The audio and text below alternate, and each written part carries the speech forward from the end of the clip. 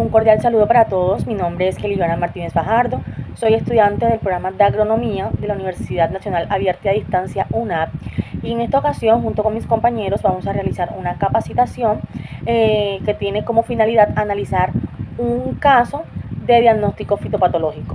Entonces, para comenzar vamos a iniciar con la introducción. Bueno, ¿qué es un diagnóstico fitopatológico? Bueno, este es un proceso, ¿verdad?, que busca identificar y determinar las causas de las enfermedades en las plantas. En este proceso, pues, se realiza un proceso de observación de los síntomas, se analizan muestras y muchas veces se realizan unas pruebas de laboratorio para detectar, pues, el agente patógeno, ya sea un hongo, una bacteria, un virus o factores ambientales que puedan afectar a la planta. Bueno, algo que hay que destacar es que el diagnóstico fitopatológico no solamente es para identificar el agente causal de la enfermedad, también pues ayuda a comprender lo que es la sintomatología, especificar el contexto local, su distribución geográfica, como lo vamos a ver aquí en la capacitación, y pues también en última instancia como para implementar estrategias de manejo y control que sean pues lo suficientemente efectivas para que puedan mitigar que más adelante se vea una afectación mayor. Cordial saludo, mi nombre es Luis Romo Morales, agrónomo, y a continuación comparto con ustedes los objetivos de esta capacitación. Objetivo general: está enfocado en inferir a través de un diagnóstico presuntivo posibles agentes casuales asociados a enfermedades para direccionar su correcto manejo. Como objetivos específicos tenemos realizar reconocimiento en campo, identificar el debido proceso para la toma de muestras, realizar un análisis de laboratorio del agente casual, identificar la clasificación taxonómica de este agente, determinar las estructuras morfológicas y reproductivas microscópicas del agente casual, determinar si la enfermedad es nueva en la región o en el país, definir qué es una enfermedad cuarentenaria e indicar si esta enfermedad puede considerarse de este tipo. Ahora bien, de acuerdo con el reconocimiento en campo se puede identificar algunos signos y síntomas del agente casual. Entre los signos se encuentran basidiocarpos marrones. Es posible observar la presencia de estructuras similares a costras con borde de color blanquecino sobre la base de los tallos y raíces de los árboles infectados. Asimismo, manchas marrón rojizo a marrón oscuros. En la fase inicial de la descomposición puede verse como una mancha de forma redonda con color característico marrón rojizo a marrón oscuro es formada sobre la superficie del duramen. Por otra parte, micelio marrón en madera en descomposición o formación de hifas. En la madera en descomposición es posible observar que se desarrolla un micelio de color marrón que contiene hifas puntiagudas con paredes gruesas y de color marrón oscuro. Por último, la aparición de las esporas. En este caso se producen y se liberan esporas al ambiente, lo cual puede ser observado durante la fase de fructificación del agente casual. En cuanto a los síntomas, se describen lo siguiente: crecimiento lento. Los árboles presentan un crecimiento reducido, lo cual se manifiesta en una disminución de la altura y el diámetro del tronco. Adelgazamiento de copas. Las copas de los árboles afectados son menos densas y pueden parecer deshojadas o pobres. Follaje clorótico. El área foliar de los árboles infectados muestra un color amarillento, lo que indica una falta de clorofila y una deficiencia en la fotosíntesis. Necrosis cambial. Se manifiesta como un daño en el cambium, la capa de tejido responsable del crecimiento en cuanto al grosor del árbol. Corteza agrietada. Los árboles muestran grietas o hendiduras en la corteza, especialmente alrededor de la base. Madera amarillenta y laminada. A medida que avanza la descomposición, la madera muestra un color amarillento y presenta cavidades diminutas, principalmente alrededor de la base del árbol. Podredumbre de la madera. La madera afectada por el fitopatógeno presenta signos de pudrición, decoloración, fragilidad y un olor a moho. Descomposición de raíces. Los tejidos se vuelven blandos, generalmente con un color claro a blanquecino en el interior. Bueno, ahora vamos a hablar de lo que es la toma de muestras. Antes de iniciar y explicarles un poco cómo es la dinámica para la toma de muestras, quiero abrir un paréntesis y explicarles algo. Es muy fundamental, es muy importante realizar una toma de muestra adecuada. ¿Por qué? Porque esto asegura la representatividad y la viabilidad del hongo, ¿verdad?, en el laboratorio. Y para ello pues se tienen unos pasos muy rigurosos que hay que seguir para que la toma de las muestras sea adecuada y poder conseguir pues unos resultados lo más precisos posibles. Bueno, comenzamos principalmente con la toma de la muestra de la raíz. Digamos que de cada estructura de la planta es necesario tomar una muestra para poder realizar un estudio a profundidad. En cuanto a la muestra de la raíz, pues principalmente se selecciona lo que son las raíces con signos de pudrición. Esto para darnos una idea más clara de qué tan comprometidas se encuentran, ¿verdad? Para ello, pues se cortan secciones de raíces que muestran la transición del tejido sano al tejido enfermo. Se sugiere pues colocar las muestras en bolsas de papel. Esto, ¿por qué? Para evitar, digamos, la condensación de que se pueda ver afectada la muestra o contaminada. Es muy importante etiquetar claramente las bolsas con la información de todo lo que es la ubicación, la fecha, los síntomas observados, para poder tener una idea en el laboratorio más clara de qué es lo que se encontró en el campo. Ahora bien, tomamos muestras del tronco. Nuevamente tomamos muestras de la base del tronco, donde se observa lo que es la textura laminada, se realizan sacabocados, es decir, se perfora la parte del tronco para tener una muestra de duramen y albura con la mancha marrón rojiza, ¿verdad? Por último, pues también se utilizan herramientas esterilizadas. Esto no solamente para la muestra del tronco, sino en cualquiera de las tomas de muestras es importante utilizar las herramientas esterilizadas. En cuanto a las muestras del suelo, bueno, tomamos las muestras del suelo alrededor de los árboles afectados, ya que el hongo puede persistir en el suelo. Ya es importante recolectar las muestras en diferentes profundidades para poder analizar a qué profundidad se puede encontrar el hongo o en qué profundidad es más probable encontrar el hongo. Nuevamente, pues se recomienda almacenar estas muestras en bolsas de papel. En cuanto a la documentación, es importante tomar fotografías de los síntomas en campo, como les dije anteriormente, para tener una mejor idea, una idea visual de lo que se observó en el campo.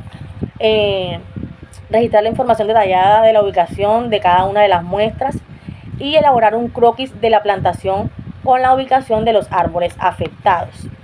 Es muy importante, como les dije anteriormente, que en esta recolección de muestras, en esta toma de muestras, se utilicen herramientas esterilizadas. ¿Por qué? Porque así evitamos la contaminación con otros microorganismos y que también las mismas muestras pues se vean comprometidas y el resultado no sea veraz. Cordial saludo, tutor y compañero. Mi nombre es Víctor Hurtado y a continuación les voy a hablar del análisis del laboratorio y sus resultados. Primero que todo, aislamos un hongo en un laboratorio bajo condiciones específicas y controladas de unas muestras de tronco y raíz que tomamos en campo. También se analizó el suelo de donde sacamos esas muestras. Posteriormente analizamos su crecimiento en un laboratorio donde miramos las características como hifas, carpóforos y lo que son las esporas. Y efectivamente nos dio que el suelo y las muestras son ambientes positivos para lo que es el desarrollo del hongo, así que esto nos permitió realizar con éxito las pruebas de patogenicidad. Resultados positivos para Coniferia weyeri.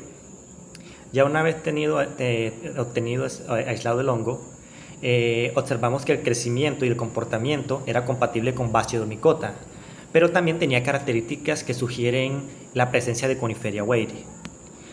Posteriormente, se analizó la secuenciación del ADN de la muestra tomada y se obtuvieron los resultados de una alta similitud entre Coniferia weyeri y la base de datos registradas en la literatura. Finalmente, se pudo comprobar una correlación existente entre las características descritas en el estudio de caso y las obtenidas en el laboratorio, lo que confirmaron un diagnóstico positivo para Coniferia weyeri. Pero aparte de esto, también hicimos otros aislamientos de otros hongos, en los cuales también les analizamos la secuenciación de ADN, pero en estos no se observó características de Coniferia weyeri, ni tampoco las características morfológicas del mismo, obteniendo resultados negativos para Coniferia. pero es de resaltar que también se hallaron otros hongos no causales de esta enfermedad. Clasificación taxonómica. Dominio Eucariota. Reino Fungi. Filo Basidiomycota. Clase Agaricomycetes. Orden Hymenocyathales. Familia Hymenocyatheaceae. Género Coniferiporia. Especie Coniferiporia weiri. Otros nombres también conocidos para esta especie de hongo son la Phaenyporia weiri y la Fuscoporia weiri. Buenos días, mi nombre es Walter Andrés Peña Sierra, soy del CEA de Aguascalientes, estudiante de agronomía. En el día de hoy le voy a hablar sobre la estructura morfológica macroscópica del hongo.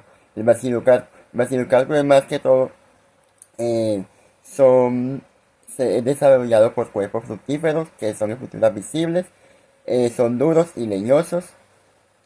Su color puede variar entre marrón claro oscuro. El micelio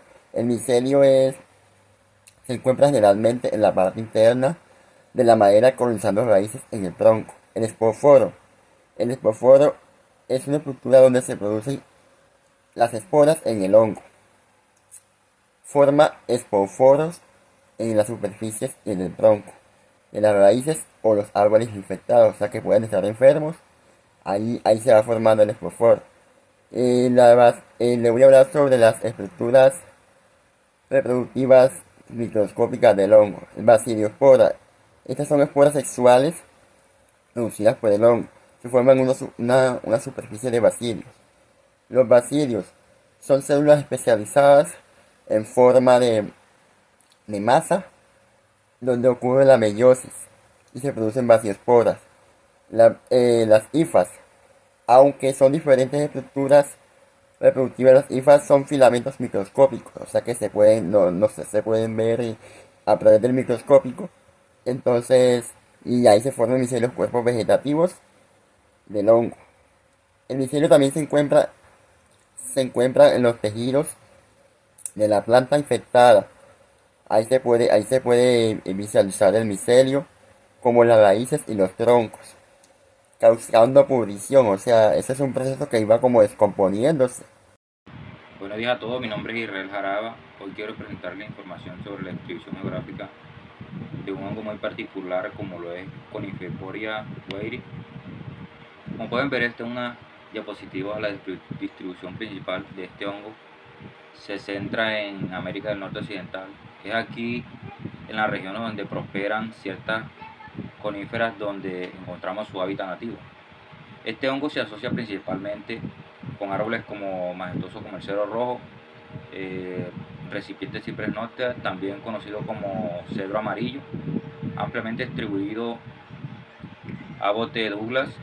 Estos árboles son principales hospedadores, proporcionándole un sustrato necesario para su desarrollo. Sin embargo, la historia de la distribución de este hongo no termina en América del Norte.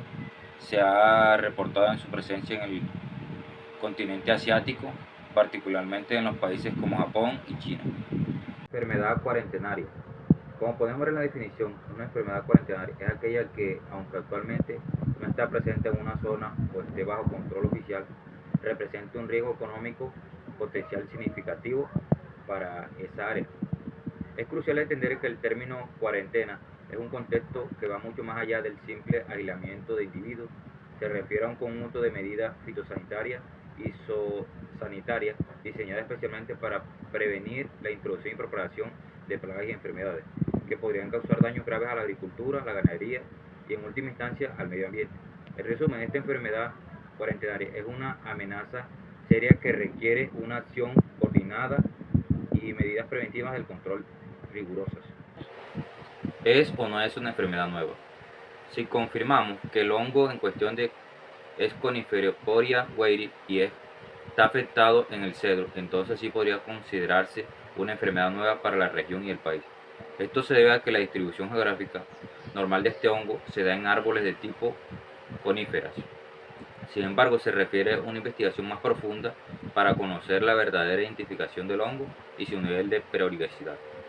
En contexto específico, el estudio de este caso no puede afirmar categóricamente que Coniferiporia weiri sea una enfermedad cuarentenaria en sentido estricto. No obstante, si se presentan características que justifican la implementación de medidas de control y prevención similares a las que se aplican a enfermedades cuarentenarias.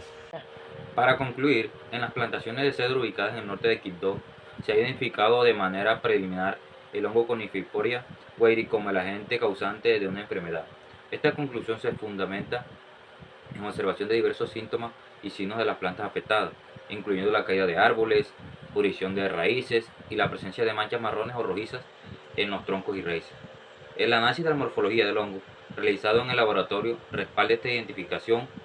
Es importante destacar que la distribución geográfica observada sugiere una posible expansión de este hongo en la región del Chocó que no ha sido reportada previamente.